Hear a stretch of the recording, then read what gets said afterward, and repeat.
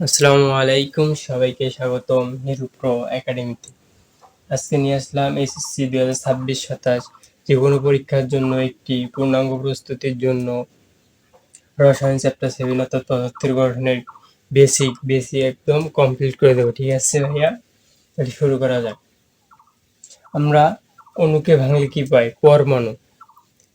অণু যে কোনো মৌল দ্বিপরমাণুগুলো হতে পারে। ঠিক আছে, যেমন হাইড্রোজেন, অক্সিজেন। দ্বিপরমাণু যেগুলো আছে এগুলো কি? এগুলো হচ্ছে অণু। আর পরমাণু হচ্ছে শুধু হাইড্রোজেন অথবা অক্সিজেন। ঠিক আছে,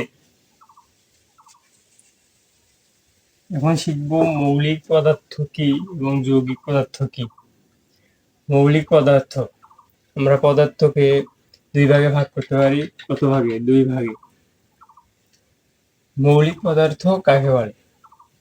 সাধারণত কোনো মৌলকে ভাঙলে ওই মৌল ছাড়া অন্য কোনো মৌল পাওয়া যায় না, তাকে বলা হয় মৌলিক পদার্থ। আর যৌগিক পদার্থ, যে পদার্থকে ভাঙলে ওই মৌল ছাড়া আরো অন্যান্য মৌল পাওয়া যায় তাকে বলা হয় যৌগিক পদার্থ। ওকে, মৌলিক পদার্থ যেমন সোনা, রূপা, লোহা, তামা, এগুলোকে ভাঙলে ওই পদার্থ ছাড়া অন্য কোনো পদার্থ পাওয়া যায় না, কিন্তু যৌগিক পদার্থকে ভাঙলে আর অন্যান্য আদারওয়াইজ পদার্থগুলো পাওয়া যায়। ঠিক আছে, শিখবো যে প্রকৃত 100 সর্বমোট মৌল হচ্ছে 118টি। 118টি মৌলের মধ্যে 98টি পাওয়া যায় প্রকৃতিতে, এবং যে বাকি মৌলগুলো রয়েছে এগুলো গবেষণাগারে কৃত্রিমভাবে তৈরি করা হয়েছে।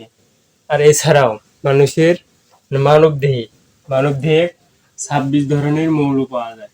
কত ধরনের? 26 ধরনের মৌল পাওয়া যায়।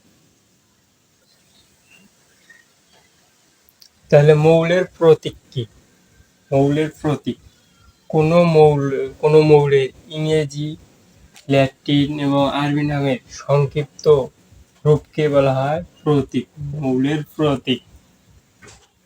এখন যে কিছু মৌল এবং ল্যাটিন নাম প্রতীক আছে এগুলো আমরা জানবো। এগুলো অনেক এমসিকিউ এবং সিকিউতে আসে। সোডিয়ামের ল্যাটিন নাম কি? নাইট্রিয়াম। প্রতীক হচ্ছে সোডিয়াম, Na দ্বারা। সোডিয়াম এবং যে ল্যাটিন নাম এগুলোর মধ্যে অনেকটা পার্থক্য আছে। ঠিক আছে, কপরাম, ল্যাটিন নাম কি? কপরাম, এবং প্রতীক হচ্ছে কপার। তার মধ্যে যে টাংস্টেন, এটা প্রতীক কি হওয়ার কথা ছিল? টি, ও বা এরকম কিছু, কিন্তু দিছে কি? ডাব্লিউ। মানে এটা অনেক বোঝার বা মনে রাখার জন্য একটা ক্রিটিক্যাল জিনিস। ঠিক আছে, তাহলে আমার পটাশিয়াম, এটা হচ্ছে কেলিয়াম, প্রতীক হচ্ছে কে দ্বারা প্রকাশ করা হয়। লেড, প্লাম্বাম, টিবি দ্বারা প্রকাশ করা হয়। টাংস্টেন, ওলফ্রাম, ডাব্লিউ দ্বারা প্রকাশ করা হয়। আয়রন, এটা হচ্ছে ল্যাটিন নাম ফেরাম, এফি দ্বারা প্রকাশ করা হয়।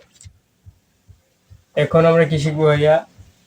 ইলেকট্রন কি, প্রোটন কি, নিউট্রন কি। ঠিক আছে, ইলেকট্রনের কক্ষপথ কি, ভর সংখ্যা কি, এগুলো সম্পর্কে জানবো। ঠিক আছে ভাইয়া, বুঝছো? না বুঝলে বইলো কিন্তু। ঠিক আছে, এখন হচ্ছে মনে করেন যে এটা একটা নিউক্লিয়াস। কি ভাইয়া? নিউক্লিয়াস। কেন্দ্রে কি থাকে? কেন্দ্রে থাকে এবং বিভিন্ন কক্ষপথ থাকে, মানে কক্ষপথ থাকে যেখানে ইলেকট্রন প্রোটন গুলোকে পরিভ্রমণ করে। নিউক্লিয়াসের কেন্দ্রে থাকে যে নিউট্রন এবং প্রোটন। নিউট্রন এবং প্রোটন উভয় কি? ধনাত্মক চার্জ। ঠিক আছে, কিন্তু যে সর্বশেষ কক্ষপথ এটা হচ্ছে ইলেকট্রনের কক্ষপথ। ইলেকট্রনের